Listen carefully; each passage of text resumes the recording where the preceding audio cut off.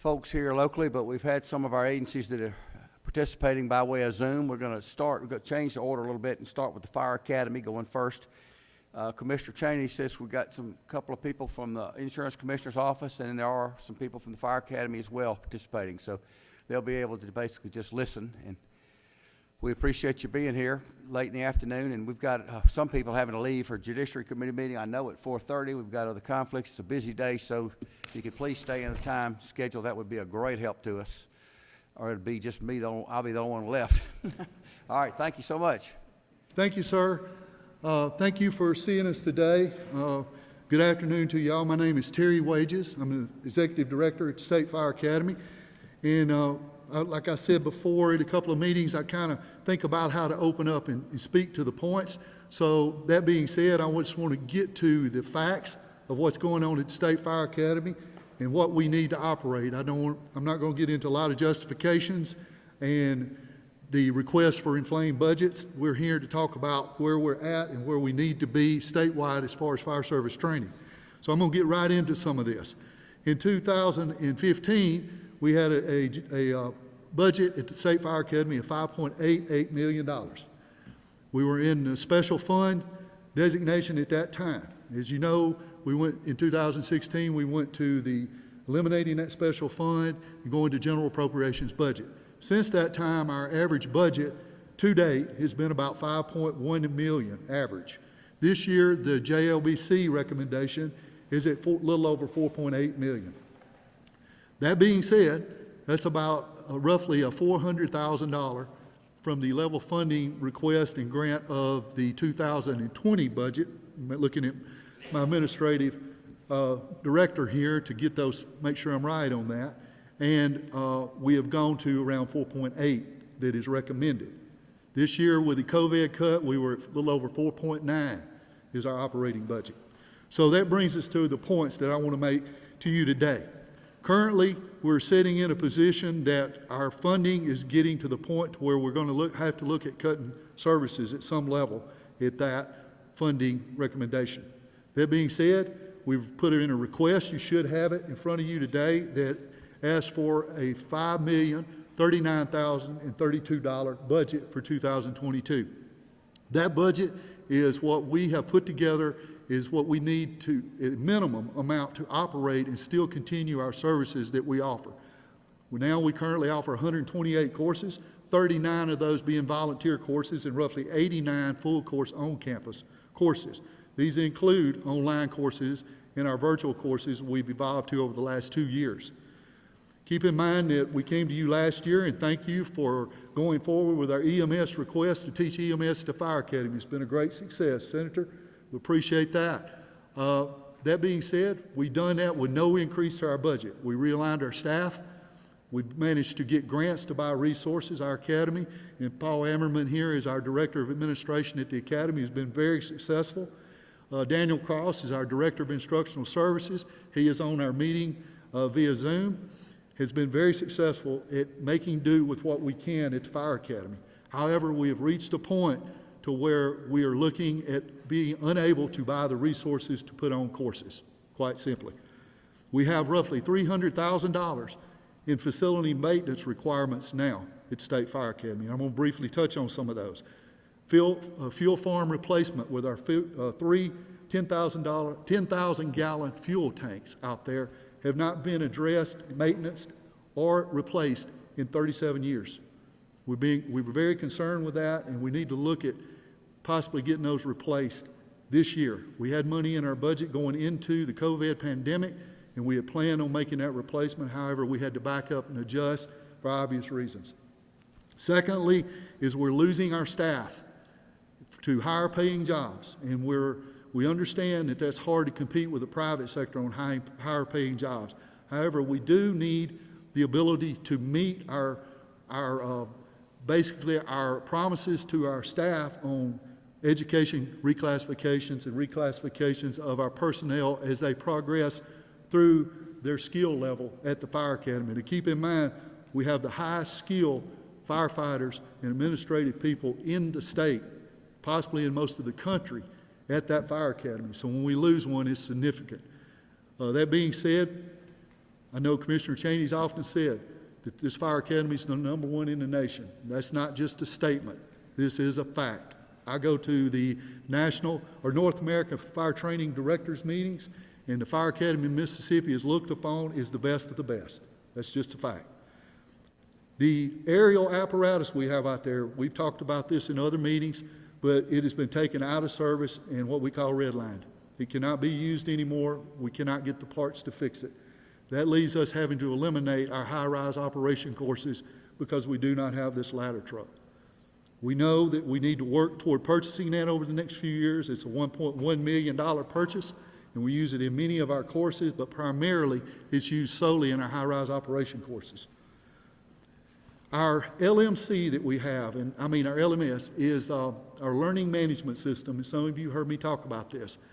In roughly 2014 and 15, we did not have the appropriations to purchase one. Those things range from $200,000 to $500,000, and in roughly $20,000 to $80,000 a year for maintenance and licensing. So we were forced to build one in our department, in our agency.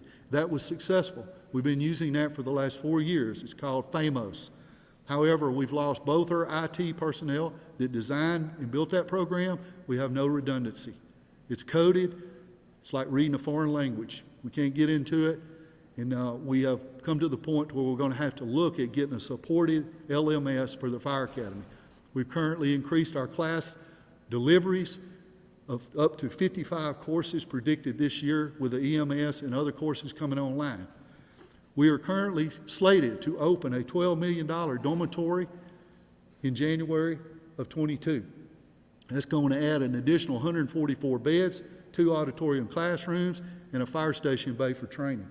It's going to cost approximately $140,000 a year for contractual services and the food to feed our students on campus that are taking classes. It will increase our capacity to right around a little less than 200, and that is going to eliminate some of the problems you've heard for years. We can teach, but we can't put them up because we don't have enough room. That being said, we need 200 to 240 new firefighters coming out of our academy every year to meet the need of fire departments that are losing by either moving to another profession or retirement, career firefighters in our state. We're able to produce that now. However, that is without any additional firefighters that are being trained for hiring extra people or additional fire stations. This is strictly just to replace what's out there. We estimate possibly 280 to 300 is needed to be certified each year to meet the need of the state. The volunteer departments depend on us greatly for training. I pulled the numbers coming over here. Since the RIFTAF program was started and since the Fire Academy expanded their volunteer testing protocols and availability, currently we have out of 752 fire departments in the state, 651 of them are below a Class 10. That is amazing. 511 of them are below a Class 8. Now what's significant about that is that's a 40% savings on their insurance premiums dropping those 2 classes. 20 years ago, that was exactly flipped. We can contribute that to more training in the RIFTAF program, getting them equipment. 50% of the ISO evaluation of classes is based on equipment, staffing, training, and proximity of fire departments. That is exactly what's happened in our state in the last 20 years. It's been amazing what you all have done and what Commissioner Cheney has done and the Fire Academy has done to make this happen, and thank you for that. We're currently in need of purchasing about $200,000 worth of replacement equipment at the Fire Academy to meet our standards for our instructors to teach safely. That is a ongoing process that we have to plan for. It's not something we can just do when it pops up. With that being said, Paul and his group have been very successful in being able to secure grants, federal and local grants. Him and his team has managed to pull in roughly $800,000 worth of grants over the last year. We do require grant matches for that. The biggest one we got was a $500,000 grant to refurbish the old heat building that is currently on the campus. We only have one of those right now, which is one of the largest ones in the southeastern United States. That's a $4 million facility. This grant that we were able to get will refurbish our old building with some extensive work, but put it back online as a redundancy system to keep our taxpayers from having to possibly build a new fire training building for the next 15 to 20 years. So we're very fortunate to do that.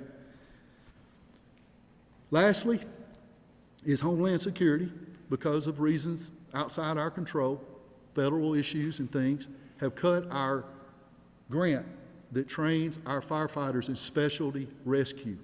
Now what that means is the $250,000 that we've gotten over the last 15 years to train firefighters statewide for free that in specialty rescue has been cut to $50,000.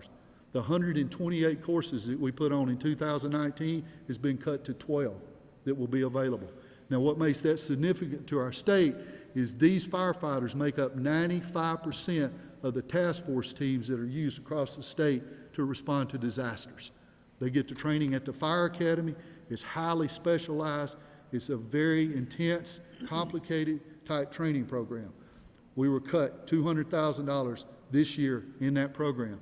We really need to be able to provide this training to our fire departments at no cost. The reason is that the fire chiefs and mayors that are sending these employees, these firemen, on these deployments are doing it, pulling firefighters away from their communities to send them.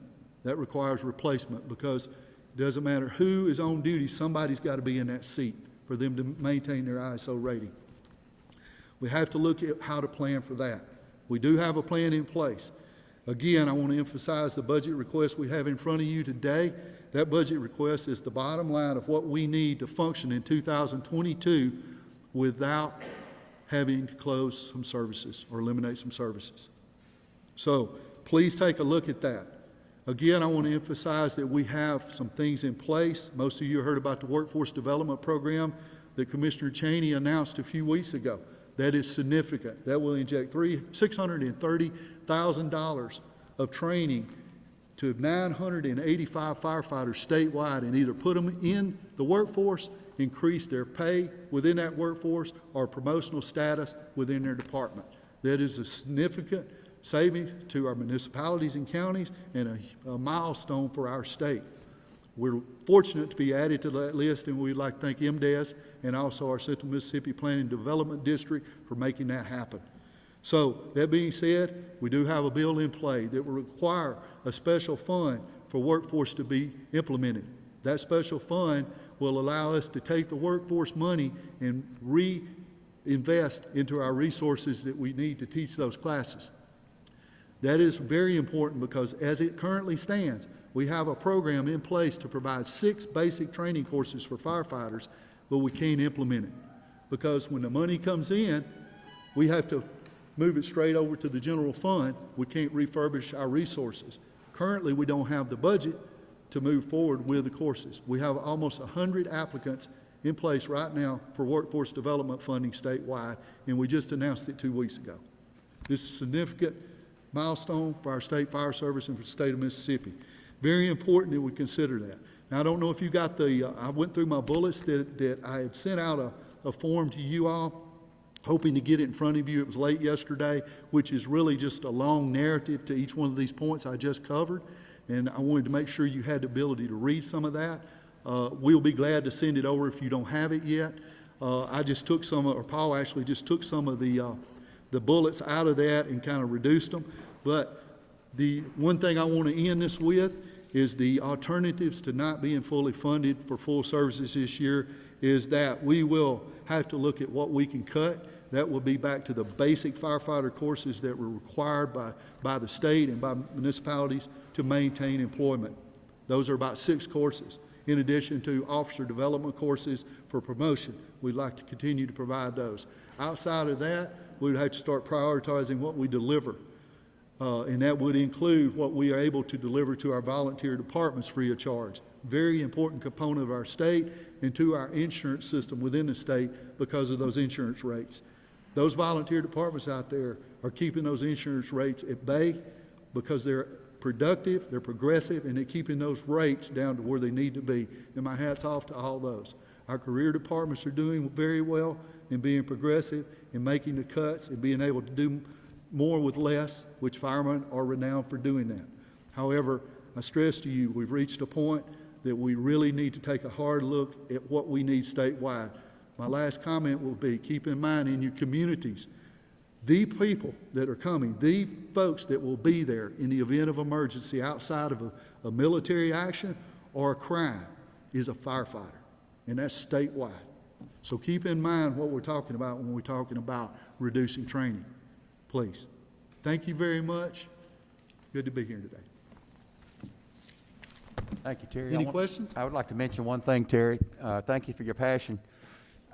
This insurance committee will be bringing up a bill tomorrow. You mentioned apparatus and firefighting equipment needs that will take some money from the not admitted policy fee and set aside $5 million for a rural fire truck program and $1 million for apparatus and grants. So there's probably, we'll ask the commissioner, but I believe it's worded such that maybe you could participate in some of that for your firefighting equipment needs for the academy.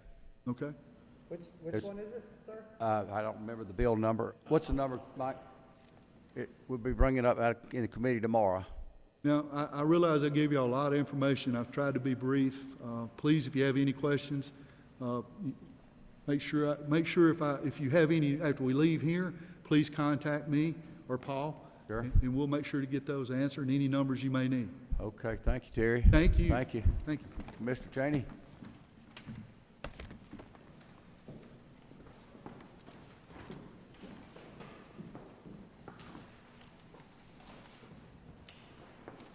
Man, this is a low seat.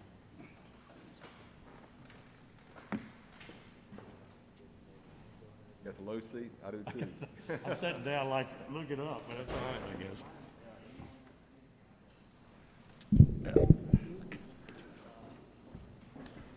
Man, that's gonna be a toughie.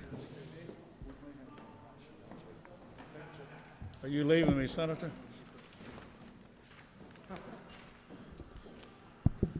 My life story on appropriation.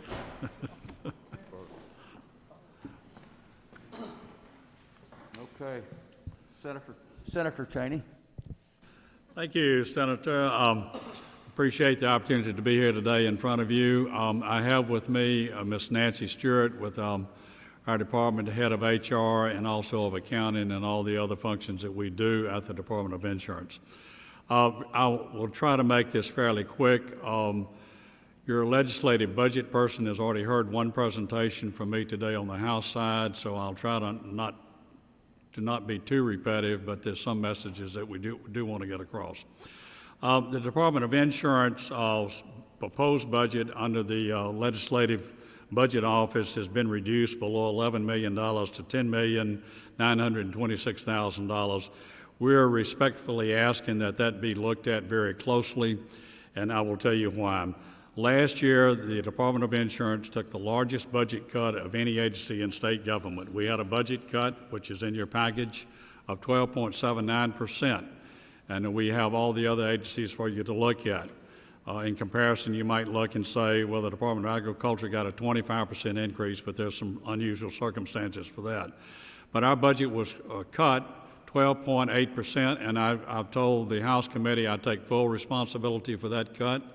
It was probably our fault because we returned back about $1.2 million to the state of Mississippi that we did not need for fiscal year 2020. That was money that was carried over that we just didn't feel like we needed to spend. Most of it was in contractual and travel, and some of it was in salaries.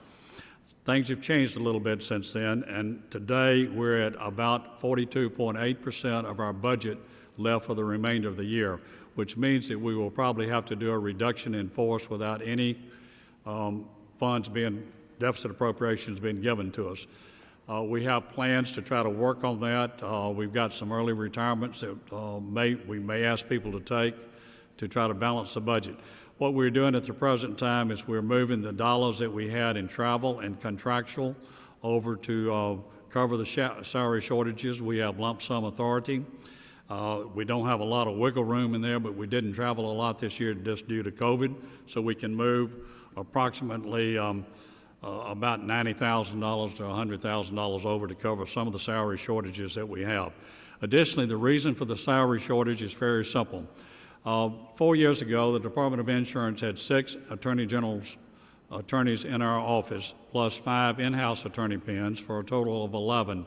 At that time, we also had 3 attorneys that were in slots that were not attorney slots that did research, and that's basically with the Affordable Care Act. Today, we have 1 AGO attorney left in our office. We have moved 2 AGO attorneys to our staff positions. One will be moved effective the 1st of February of this year, and the other was moved in October. The reason for that move was very simple.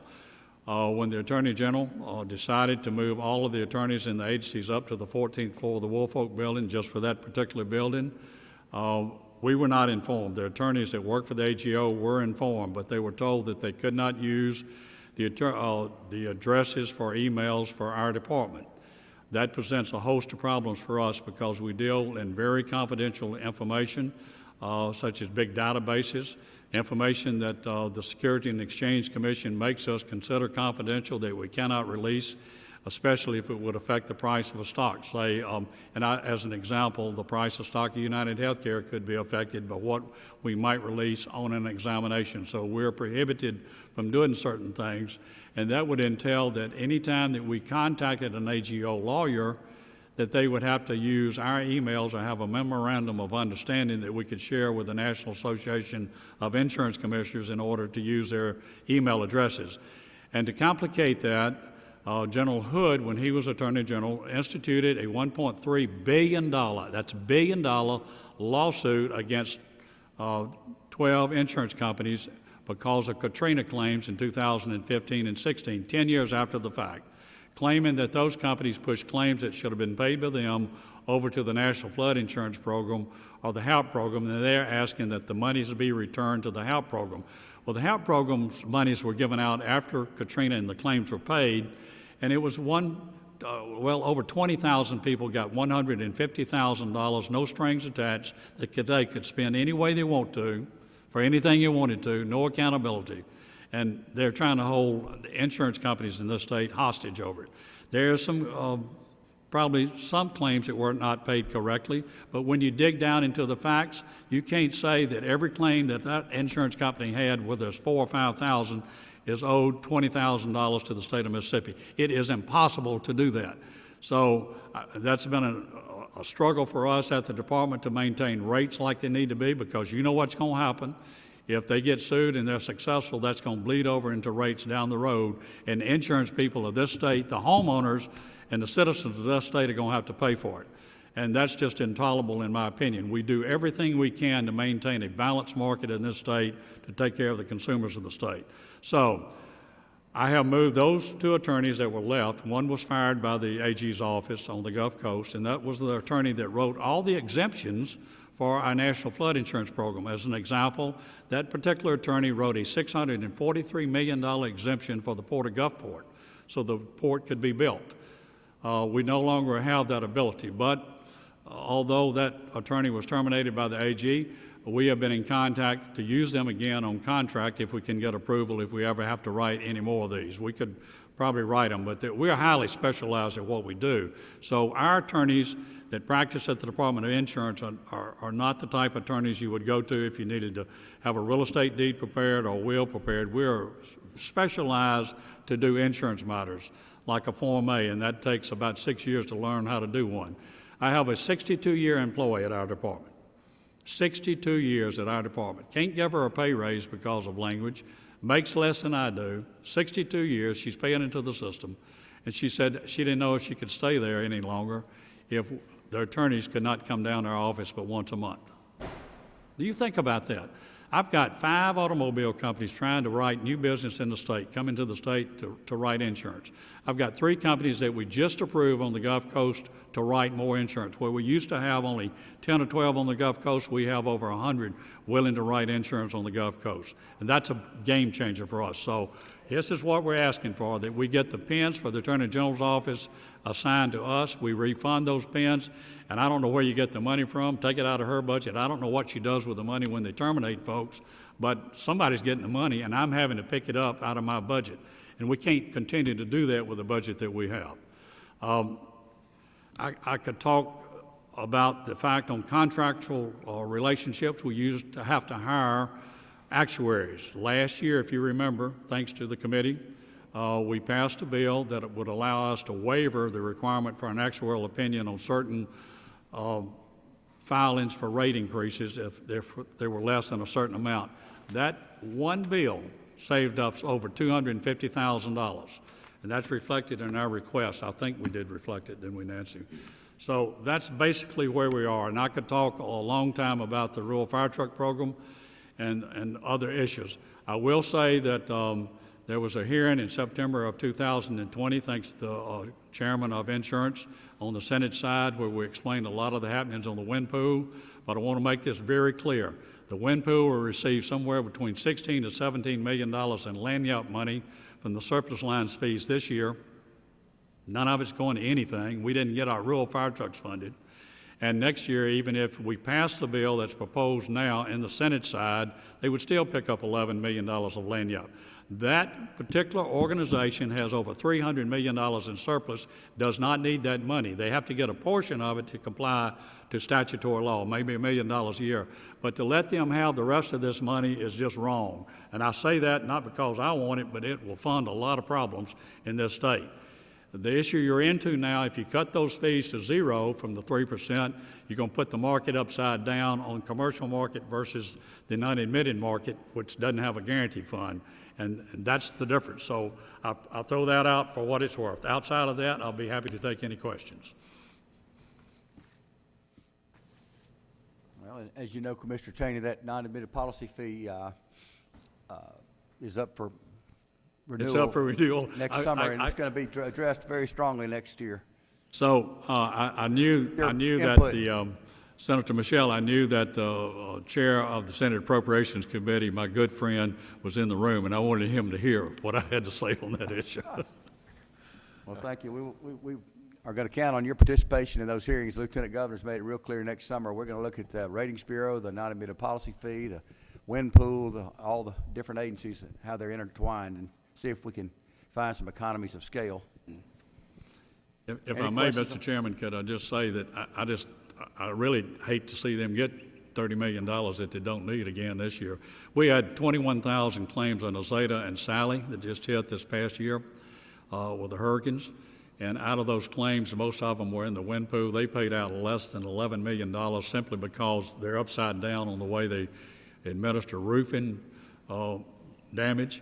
And I can't tell you how many complaints we fielded in the office over roofing damage. You know, we answer about 13 to 14,000 phone calls each year on complaints.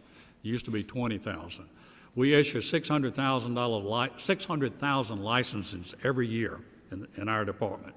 And we do it with grace, and we do it very cheaply, and do it very easily. We don't make a big to-do out of it. That's almost as many driver's licenses that you have, and y'all know what I'm saying there, so. Point. Thank you, Mr. Chairman. Commissioner, thank you. Let me make sure I heard this right. You paid out less in Sally and Zeta this year through the wind pool funds than you would be taking in this coming year. That's just on the fees alone, Senator. We take in about 25 million in premium fees every year.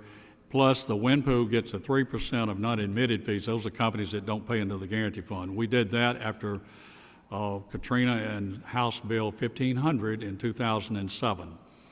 Those fees today average about $17 million a year. And the wind pool gets that money. Originally, they were intended to get the money for 3 years. They've been getting it every year since 2007.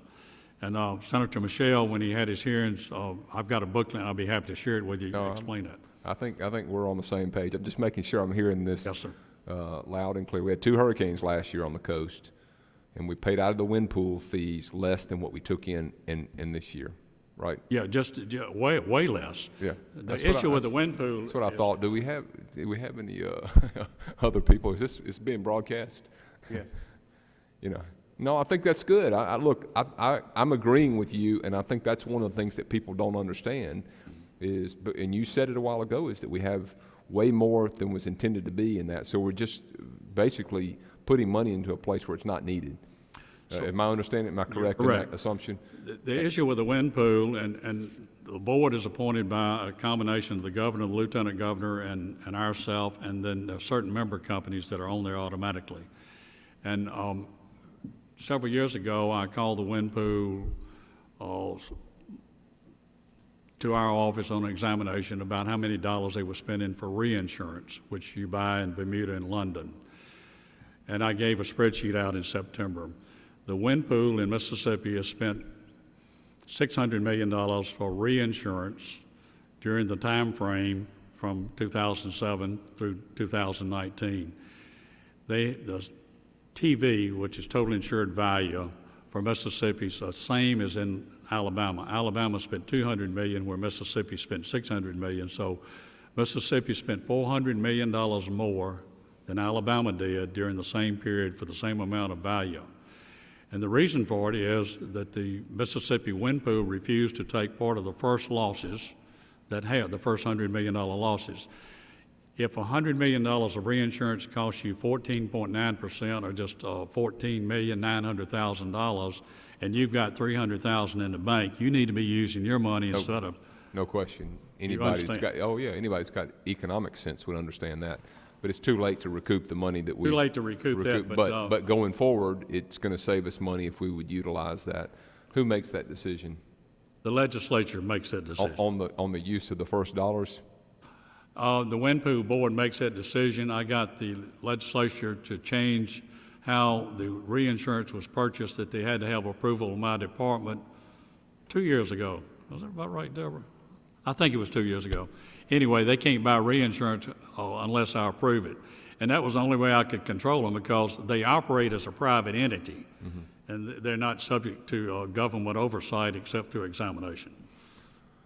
So that's our baseball bat to make them act right. I mean, you're telling me, I didn't realize that last part, but most of the stuff you're telling me is what I know. But I just want to confirm it so that when these issues come up later in the session, I will have that information straight from the horse's mouth. Last thing, do we need another round of fire truck? Do we need another? Is it time for another round of? You need fire trucks every year, and my proposal was very simple: that to fund the fire trucks perpetually without getting into all of this emotion about should we issue bonds, which we used to do, or where does the money come from, which I've always had to fund. And you remember when you were vice chair of appropriation, that the Senate did not, it wasn't your fault, let me make that very clear. The Senate did not fund the rural fire truck program for 5 out of 8 years, or 6 out of 9, however you want to look at it. And I told the then Lieutenant Governor, I said, you know, I don't hold that against you, but it's wrong, because fire rates go up when you don't have fire trucks. Today, we've got 2 problems. We have no trucks, and we don't have a lot of people to operate them, because we got 13,000 volunteers, and they've gotten to the point they're getting older, like a lot of us, and the young people don't want to be a volunteer. If you have to pay those folks, it'll cost you $500 million a year. $40,000 a year minimum, that includes perks, and do the math, times 500,000, you'll come up to $500 million. So here's what you need. How much are you saying? I need 2.7 to 3.1. I walked in late, but you're saying to have a continual fund for this of some sort. What are you saying? Take it out of the non-admitted surplus lines fees and set aside 2.7 to 3.1 million every year for the rural fire truck program, and a set amount for fire apparatus. The problem you have in Mississippi, and where does this thing go to? What if you, anybody could be watching this. Well, but if you have, I'm not arguing with you, but I just want to make clear, what if you get to a point, what do you do if you don't need it 1 year, or you've got lesser needs in a year because we've got a bunch of new fire trucks that are getting out? I've never gotten to that point, because you've got over 1,000 stations, and we've got 700 fire chiefs, or districts as we call them, and we've never gotten to that point. What we used to have was a 15-year lifespan on a truck.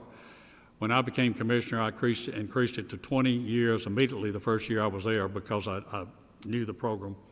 And I've increased it to 25 years now if you put tires on them and get the pumps tested at the fire academy. And that was to alleviate the problem of trying to find money after what happened. You know, we didn't get funding out of the Senate. But the problem is that you've got rich districts and poor districts. It's like the MAEP program, Adequate Education Program. Rouville, for an example, is in Sunflower County. The city of Rouville cannot get the board to give them matching dollars for a truck. And Senator Simmons up there wants to get them a truck. So the most we can give them is $90,000 if they apply, and I cannot give the $90,000 without legislative waiver unless you have a match. So it would take legislation to give them a truck. Now, why am I bringing that up, and why would I bring up some other counties that have very little money? I'm afraid that we're going to get a discriminatory lawsuit against the state and the fire department for not providing proper fire protection. I think it's a far chance they would ever win, but that could happen. And we're trying to avoid that. It's happened in Texas and several other states. And the courts have been favorable towards the people that sued over the fire ratings. Fire ratings are this simple. If you live in Jackson, you're a Class 5, and you have a $200,000 house, your premium on your house is about $900 a year. If you move to the county and you're a Class 8, then your premiums will go to $1,800 a year. And if you move down south of Utica towards Claiborne County, where there's not a fire station, your premium will go to $2,700 a year. They almost double every time you get in a fire station. So counties are allowed to do millage to do the match, and that gets complicated, but Madison County had a millage rate. Instead of 2 mills, they went to 4 mills, and there was a move to try to make them pay it back at the Board of Supervisors, and we did an analysis for them, and that 3 mills that they collected of $3 million over a period of 5 years had a benefit of $35 million to the citizens in Madison County. We can quantify how many dollars are saved on insurance by the citizens of this state based upon how many fire trucks are out there and how we advertise. Those mills in Madison, for instance, went straight to the fire department? Went straight to the fire department. And That was a big deal. yeah, again, I'm not arguing with you, Mr. Yeah, I Lanston, understand. but if Claiborne County, for instance, wanted to go, they could increase their mills if they wanted to. They can go 2 mills, but most of them are already at the millage cap that you can go to. It's kind of like the school boards can go to 55 mills, and then you got millage, as you well know, above for special bonds and et cetera. Yeah. But you've got a range on millage from 28 mills up to 55. That may have changed since I was here, Same, but still the same. still the same. Yeah. So all we're trying to say is if we can get a fund of money, a stream of money that's permanent, we don't have to argue about it, we can fund those programs based upon statutory law, except for those people that have no money. Now, what a lot of people do not realize, and I don't want to make this long, but the House last year funded several fire trucks without y'all knowing about it, out of their BP money. Some places over in Neshoba County got a fire truck, and those are $300,000 and $400,000 trucks. We got some for the community colleges to keep them from going down. We've got a request in from Gluckstadt and Canton area to buy a truck, and they want us to buy a truck for the Amazon building, but it's a ladder truck. The ladder truck costs $1.2 million. And I said, folks, you got to go talk to the legislature. I have nothing to do with that. I'm only trying to fund the real fire trucks. So that you see the problem we get into. Everybody thinks we're a cookie jar, and we really aren't. I understand. Thank you. Thank you, Mr. The Chair. main thing I need are my attorney pins restored and the money from my attorneys. If I get $350,000 or $450,000, I think is the real number we need, that'll put us back to square one of where we need to be. I don't know what the AG does with the extra money they get when they terminate AGs or what happens to those dollars, but we have to absorb it, and it's expensive. Senator, you weren't here, but when I talked about my chief of staff now is Kim Causey, who used to write all my legislation, has been for 15 years, thought she would have to move and couldn't use our address to write, and she was offered a private sector job, and I said, don't leave, I'll try to hire you, and I did, so that's one less AG, so I have to pick that salary up. You follow what I'm saying? Okay. Any other questions, Mr. Thank you. Chairman? Appreciate you. We got the Workers' Comp Commission on board. Thank you, Commissioner Thank you James, so much. for your knowledge. We'll see you tomorrow morning at 9 o'clock, Commissioner. 9 o'clock, yes, sir. This same room. Thank you. Thank you, Senator. Thank you all. Thank you, Senator. It's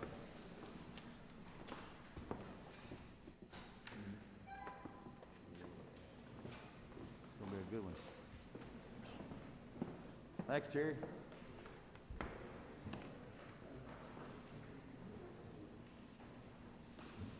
I love my finna hood. Oh, that thing has developed a lot of requests, Good. at least 3. Everybody likes it when they walk in and see it. Congratulations. Thank you.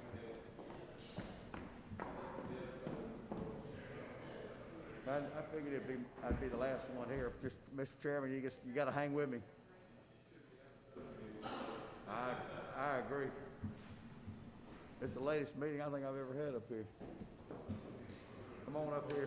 Thank you. Thank you, Deborah. Colonel. Thank you. Good morning. Hello, hello. Commissioner. Yeah, thank you. Hey, Mark, how's it going? Everything's wonderful. Good, How are you? Good. Hey, Ray. Hello, Commissioner. Can I remove this while I talk? Wish you would. Thank you. Ooh, that itchy. All right, Representative Commissioner Formby, we thank you for being with us today. Well, Please tell us it's always good to be with you. Thank what you we very can much. do for the Workers' Comp Commission. So, first of all, once 4:30 got here, I started getting nervous that the Commissioner of Insurance might be getting over into our budget, but he bailed. I appreciate the Senate Subcommittee for entertaining us today and allowing us to make this presentation. I'm going to make a few remarks, Mr. Chairman, if it's okay, and then y'all all know Ray Miner, who's the Executive Director, and he handles this daily. Just a few comments that I'd like to make. First of all, this is my third, fourth time, and so you hear the same thing over and over, but I think it's important that we say it over and over. We are not only are we a small budget, I told the House this morning that we are basically a rounding error in the budget, if you think about it. If you look at the mistake that was made a few years ago in the education budget that was kind of fixed quickly, our budget is like 1/5 of that. So our whole budget is not a huge budget, but it is huge to us, and it's huge to the people that we serve, and that's both the people who work with us for a living, and then the claimants, obviously, who depend on what we do. Another point that I'd like to make, and I think y'all are aware of, is that my predecessor was extremely fiscally responsible. I think that I am also extremely fiscally responsible. Between the two of us, we have taken a state agency and reduced it by about 25% in numbers of employees. We've done that and moved the money around in order to provide more efficiency and to do more with the money that we were getting, and I think we have done that effectively. However, it has put us in a position where the budget is consistently tight. We ask for about the same and typically get about the same. Last year that did not happen, and it kind of pushed us out of sorts, and so we've actually asked for some deficit money, and we are doing what we can to not have to have that. But we're doing things like, I've got 2 appointed commissioners that the Senate confirms and sends to us. One of them went 3 months without an executive assistant in an effort to try to help us catch up. Commissioner Henry is now in his 3rd or 4th month without an executive assistant trying to help us catch up. We have a judge's slot that we have kept open we're going to keep it open for 2 months to try to help catch up. So we're doing the things that we need to do and pushing the work around so that we're not falling behind. We're staying on top of the game and trying to do our part. Obviously, we're here to present our budget, and I'm going to let Ray do that, but I've got the right ears that it would behoove me to make sure that I mention Senate Bill 2715, which has been filed, which would put us back in special fund status. We are like most former special fund agencies, our money is generated outside of the normal tax revenue. The thing that makes us incredibly different, and we've all talked about this, is that the dollars we generate are not only out of normal tax revenue, they're mostly out of state. 85% of our funds come from insurance companies around the country that we assess, and then they give us the money to run our budget. So if we cut our budget by $100,000 or $200,000, it does not benefit a single taxpayer in the state of Mississippi. It actually would benefit those insurance companies, but it really doesn't benefit them because there's so many of them and the assessment's so spread around that it's not even a big deal to them. They don't thank us or get angry at us if it goes up or down. The only 2 groups that are really affected in state would be the self-insureds and the one domestic carrier that we have, in-state and Fed, and they have long supported us being back in that situation. So I'm going to let Mr. Minor present the actual numbers, and do y'all have those?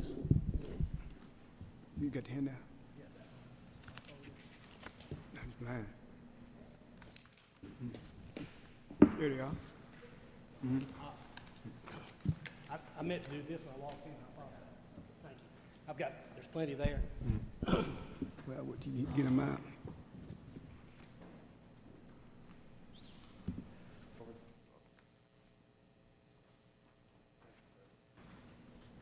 Got 'em out. All right, sir. Okay. Well, the commission, it's short and sweet. We are requesting an increase of $171,000, or 3.2%, over the Joint Legislative Budget Office recommendation for fiscal year 2022. Really, the increases and decreases are in two areas. The first area, we are asking for an increase of $271,000 in contractual services and a decrease of $100,000 in subsidy loans and grants. Now, subsidy loans and grants money is really the second injury fund money. And I gave you a handout to show, right here, as far as the second injury, from July to December, the total disbursement out that fund, it was $1,700. We had $100,000 in it in July, and we just dispersed $1,765. And we feel comfortable of an appropriation of $100,000 rather than $200,000. We made that request for the last two FYs. And then contractual services on the handout that you got up under the points to support the request, we are requesting $831,000 in contractual services. And a part of that, we got some bullet points. $49,000 for our cloud service through ITS that was unexpected. And then we got to update our medical fee schedule in the FY22, and that's about $50,000. And then we got some set expenditures. We got IT, $356,000. Now, these costs are set pretty much in stone. Utilities and communications around $219,000. And that will leave $151,000 for repairs, maintenance on our 38-year-old state office building and other repairs and service and professional fees for FY22.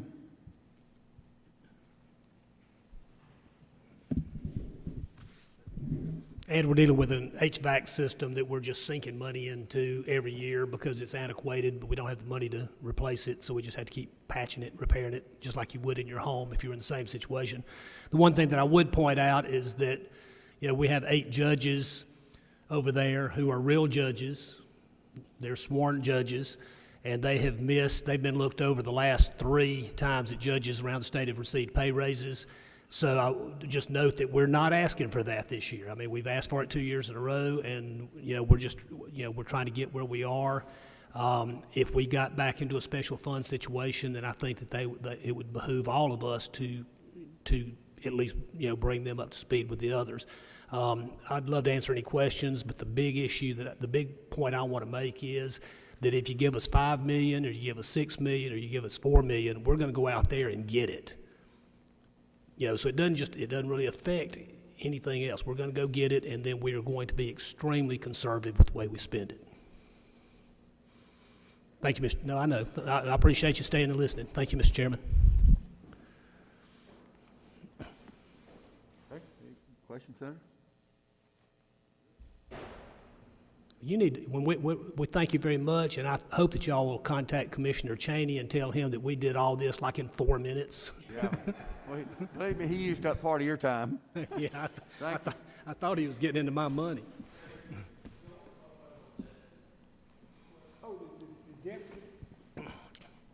Well, he kind of touched on some of that. But, I mean, we got hit by an IT bill that we didn't know was coming. And then the big thing is, I mean, when you're running hand to mouth, and I'm not trying to pour mouth, we're just very close. It doesn't take much, to throw you backwards. And so if you're bare bones and you have a $200,000 reduction in what you thought you had to spend, 150 is actually getting back to it, and that's how we're going to get closer than that. I mean, those are figures that are a little old, but we're getting back to that by leaving slots open, and it doesn't take much. A judge's salary is about 10. So you do that 2 months, that's 20 grand. A commissioner, executive, a staff member is a chunk. So we're closing in on that. I'm gonna anything you want to add? We're obviously trying to look ahead more than behind, but there's no question that that's about a month and a half, 2 months old, and we've closed in on that some, but we're short, and we're hoping to try to work it out by the end of the year. It would be nice to not have to. We've cut all travel out, so we anticipate that none of that. The travel that you see on here is for the judges, and that's what they do. They travel the state to have hearings, but there's no. I've got a new judge coming that would normally go to a conference where she'd do her pre-judge thing. We're going to spend $150 and let her do it on Zoom. It's granted the deficit, and we get the money. We're going to generate the money. And if we happen to make it through the year not needing the money, we're going to lapse the money to a general fund anyway. I think that's the biggest issue of all of this, and it's just so hard. And I get it. I know everybody understands this. It's not a hard concept, but whether we're ahead or whether we're behind, it does not come out of the sales tax revenue. It does not come out of any of the other revenue mechanisms that the state had. If we are ahead, then we over-assessed those insurance companies, and if we were behind, we under-assessed them, and we under-assessed them because the budget that we get presented is the only thing we can assess them. So if they're willing to pay us $6 million a year, that's tongue-in-cheek, but I mean, if they are used to that sort of assessment, and our budget comes to 5, nobody saved $1 million. I mean, we just didn't get to assess them for that amount of money, and again, it's spread out over so many of them that it's just a blurb. So I don't want to be a behemoth. I'm not trying to. I would never want to over budget us, but when the requests we make are pretty legit. Again, I also think that the judges need a raise. It's not even in here this time, but when y'all say yes, and I know between the House and the Senate, y'all get to decide. When y'all say yes on our budget, we go get the money. At the end of the year, if we don't spend it, it goes into it stays in the general fund. So you come out ahead if you over budget us. The only person that hurts if you under budget us is us, because it doesn't help the taxpayer a dime. Am I right? That makes sense?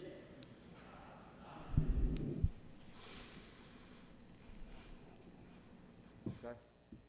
Thank you. Okay. Hey, thank y'all.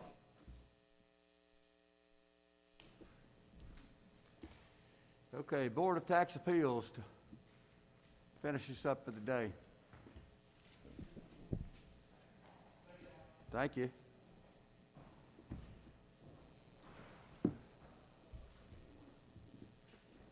Thanks. Sorry to make you work so late. Oh, that's okay, no problem.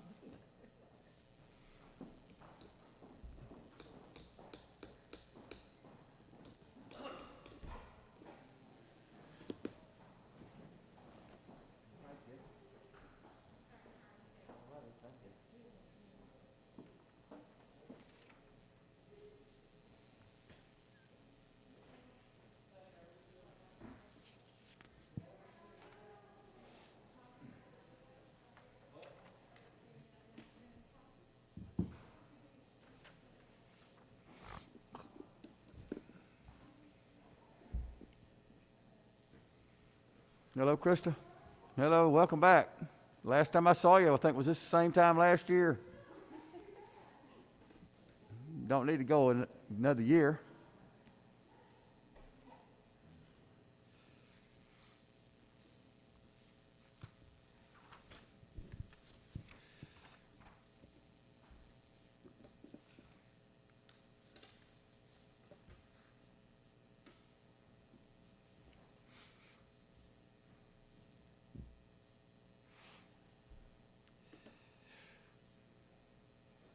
Well, tell us, how have you done since we heard from you last year? And how much less money you need this year than last year? Please. Well, do you mind if I take my mask Be off? glad Is for that it. Be okay? great. Take it off if you'd like to, Okay. yes. Oh, and Corbin, I didn't recognize you with your mask on, sitting over there. So good to see you. Oh, yes, I do have handouts. There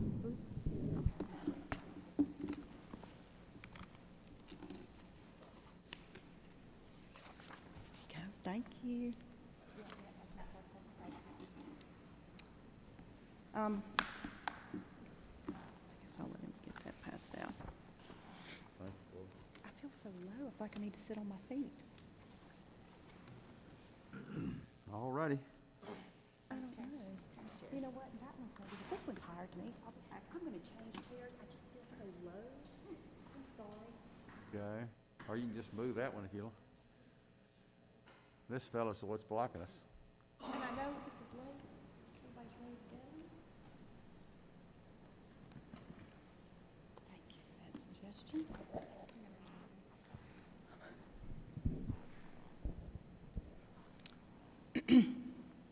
Are y'all ready? Yes. Okay.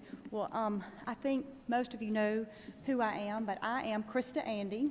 I'm the Executive Director of the Board of Tax Appeals, and most of you probably also know Denise DeRosset, but she's here with me today. She assists us with our fiscal matters and compliance, and so I'm happy to have her here with me today, too.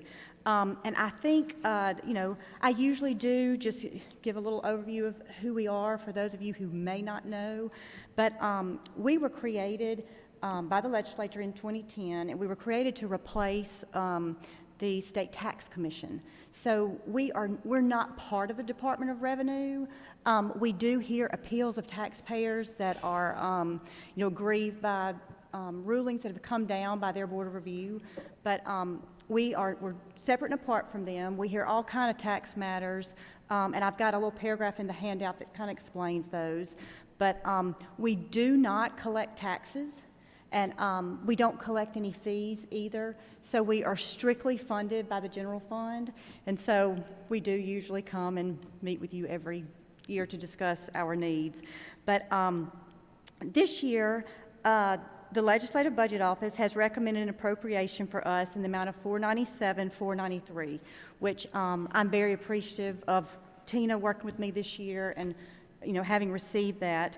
But we feel like that amount is just not going to allow us to meet our operational costs of our agency. On probably the legislative budget recommendation that you have there, that total that's provided for just the expenses is only a total of $20,400, and that's just simply not going to allow us to operate, to meet our needs. One of the main reasons that we are here is to just request to restore our operating costs to approximately what we had in fiscal year 20. We did receive or have received a deficit in prior years, and we really hope that we're not going to have to be in a position to do that again. So one of the main reasons we're here is just to try to alleviate that. So we are requesting in those expenses an increase in all line items. We're asking for an increase in the travel to cover the in-state travel expense of our members. They travel to our hearings monthly, and the $37.50 that's allocated is that's just not just an accurate number. It's more like $6,000 in a normal year this year, and even part of 20. Due to COVID, we didn't have as many hearings, and they were not traveling as much, and so a $6,000 figure is really a more accurate figure just for the in-state travel. We also feel like training is a key component for our legal staff and our board members. The Lincoln Institute of Land Policy sponsors a conference for state tax court judges every year. That is out of state, but it is a phenomenal conference.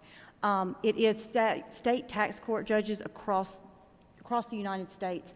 And even though we are a board, they basically, our members serve as just quasi judges for appellate matters. So the wealth of information that they get at that meeting and they bring back to us is phenomenal. We feel like it's important. So we're asking for that increase too. We're also, across the contractual line items and commodities, the amounts there, quite frankly, it's just not going to allow us to do all of the necessities that we have just to operate our agency. It will not allow us to have our IT. It won't allow us to have our copier lease. We have court reporter costs. We have shredding service that we have to have. So much of our information that comes through us is taxpayer sensitive, and being able to shred the information when we're through is it's imperative and really required. So that's an expense that we have to have. We need a research expense. We are attorneys and need to research to look at the law and actually be able to write our orders. And then we have a new member being appointed this year, so we'll have a bond for him. That's $1,000 just for the bond. We also are going to need to replenish supplies. I know I talked about deficit years. We have been in situations before where I remember visiting with Corbin about it in prior years, but not able to buy Post-it notes. And that is a hard situation to be in. We just feel like the $20,000 that's there, it's not going to allow us to just live with our living expenses that we're going to have. The next thing that is on our list and what we feel is important in addition to our operating costs is salary. One of our biggest concerns for our agency is the risk we face in just keeping and maintaining our people. We have had employee turnover every fiscal year since 2016. And in one of those years, we were down to one staff doing the work of 3 people. So we feel like we have got to increase that to be able to function in the way that you created us to be and what you desire us to do. Although we have requested salaries for every position, we have 6. The main one I'm really here to talk about is our staff attorney. Right now, that staff attorney position has a salary of $42,000. Our last staff attorney left in May for higher salary. And we simply can't even recruit at $42,000 to get a staff attorney. So if we've requested $22,719, which would put that position at $65,000, we feel like that is a very reasonable amount. It puts that position more in line with staff attorney positions across the state agencies, as well as, quite frankly, in line with law students that come out of law school and do a clerkship for a judge. But we just feel like that's an imperative need. We are asking for the salary increases for all other positions. All of those are less than what the State Personnel Board has recommended. One of those positions did participate in the 3% raise that was given last year, our appeals officer. But we are asking for a raise for that position for 2611. That would get that position up to $40,000. Our last appeals officer resigned in December, and the one before that in 2018 that went for a higher pay in another state agency. And it's very expensive to just get new people and try to train. And then you get, sometimes we can't even get to the point before they're gone again. We're also asking for salary increases for the other 3, the $2,000 for executive director and $10,000 for our chairman and $8,000 for each of our board members. Again, that is less than what's recommended. But I know that I've talked fast. I know it's late in the afternoon, and I'm trying to stay within my time frame for all of you. But just maybe to summarize what we feel our needs are, we feel we have to have an increase of $38,161 in the expense items. We just feel like we simply can't operate without it. We also are requesting an additional $69,372 for the salaries. That includes the increase that we're requesting for all of the salaries, as well as the fringe, as well as the additional $792 for the health insurance increase that'll be in place for fiscal year 22. That gets us to a total request of $605,026. The difference in what was in our initial request was the 604,000 number that's on your sheet. That difference is the 792 health insurance premium increase that's going to be required.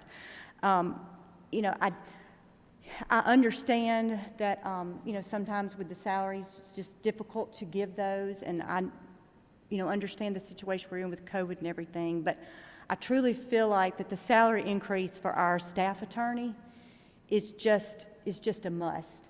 And if we, you know, if we were to get just that salary request without the others, that would put our total request with fringe and all and everything at 566,092.